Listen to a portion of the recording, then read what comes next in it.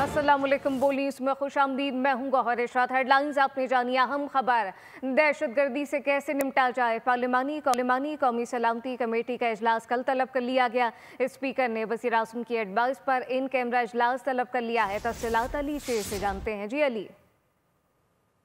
जी बिल्कुल, बलूचिस्तान और खैबर पख्तूनख्वा में जो पै दर पै दहशतगर्दी के वाक़यात हो रहे हैं, उनके हवाले से वज़ीर आज़म ने स्पीकर से चंद रोज़ कबल मुलाकात की थी। इसी तरह स्पीकर की मुस्लिम लीग नून के कायद मियां नवाज शरीफ से मुलाकात हुई थी। तो उस सारी मुशावरत के नतीजे में कल मंगल को 1:30 बजे कौमी असम्बली का जो हाल है उसमें पार्लिमानी कमेटी बराए कौमी सलामती का इजलास जो है वो तलब कर लिया गया है। ये इन कैमरा इजलास होगा जिसमें जो अस्करी क़यादत है वो पार्लिमानी जो लीडर्स हैं उनको ब्रीफिंग देगी। इस ब्रीफिंग में वज़रा जो हैं, जो पार्लिमानी कौमी सलामती कमेटी के मेंबरान हैं, वो भी शरीक होंगे और इसमें सवालात जवाबात होंगे। इसमें सूरत हाल बताई जाएगी कि दहशत गर्दी जो है वो इतनी तेजी से क्यों बढ़ी है और उसके लिए जो है वो क्या इक़दाम किए जा रहे हैं और कौन से इक़दाम करने की ज़रूरत है।